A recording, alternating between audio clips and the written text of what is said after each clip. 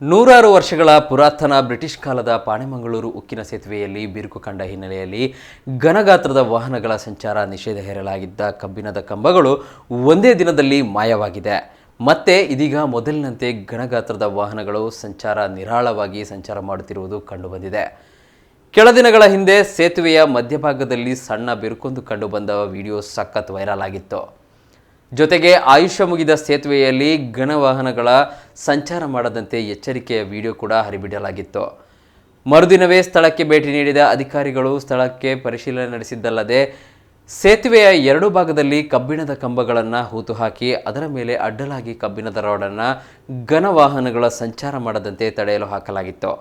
ಆದರೆ ಈ ಸೇತುವೆಯಲ್ಲಿ ಘನಗಾತ್ರದ ವಾಹನಗಳು ಸಂಚಾರ ಮಾಡುವುದು ನಿಷೇಧ ಹೇರಲಾಗಿದೆ ಎಂಬ ನಾಮಫಲಕವನ್ನು ಇಲಾಖೆ ಹಾಕದ ಕಾರಣದಿಂದ ಸೇತುವೆಯ ಆರಂಭದಲ್ಲಿಯೇ ಹಾಕಲಾಗಿದ್ದ ತಡೆಗೋಡೆಯನ್ನು ಲಾರಿಯೊಂದು ಎಳೆದು ತುಂಡು ಮಾಡಿತ್ತು.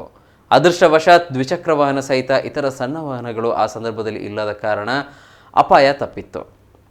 ಇದೀಗ ಒಂದು ಭಾಗದ ಕಂಬಗಳು ಮಾಯವಾಗಿದೆ. ವೆಲ್ಡಿಂಗ್ ಮೆಷಿನ್ ಮೂಲಕ ಕಂಬಗಳನ್ನು ತುಂಡು ಮಾಡಿಕೊಂಡು ಹೋಗಿರುವುದಕ್ಕೆ ಸ್ಥಳದಲ್ಲೂ ಸಾಕ್ಷಿಗಳು ಇವೆ. ಇನ್ನೊಂದು ಭಾಗದ ಕಂಬಗಳು ಹಾಗೆಯೇ ಉಳಿದಿವೆ. ಆದರೆ ಅಡ್ಡಲಾಗಿ ಹಾಕಲಾಗಿದ್ದ ರಾಡ್ ಕಾಣುತ್ತಿಲ್ಲ. ಕೇವಲ ಒಂದು ದಿನಕ್ಕೆ ಮಾತ್ರ ಮೀಸಲಾದ ಕಂಬಗಳು ಯಾರ ಮನೆಗೆ ಹೋಗಿವೆ ಎಂಬುದು ಗೊತ್ತಿಲ್ಲ. ಅಕ್ರಮವಾಗಿ ರಾತ್ರಿ ವೇಳೆ ಸೇತುವೆಯ ಅಡಿಭಾಗದಲ್ಲಿ ನಡೆಯುವ ಮರಳುಗಾರಿಕೆಯ ಮರಳನ್ನು ಸಾಗಿಸುವ ದೃಷ್ಟಿಯಿಂದ ಪಾಣೆಮಂಗಳೂರು ಹಳೆಯ ಸೇತುವೆ ಅಗತ್ಯವಾಗಿ ಬೇಕು. ಹಾಗಾಗಿ ಸೇತುವೆಗೆ ಅಡ್ಡಲಾಗಿ ಹಾಕಿದ್ದ ರಾಡನ್ನು ಮರಳು ದರೋಡೆಕೋರರು ತೆಗೆಯುವ ಪ್ಲಾನ್ ಮಾಡಿದ್ದಾರೆ ಎಂದು ಹೇಳಲಾಗುತ್ತಿದೆ.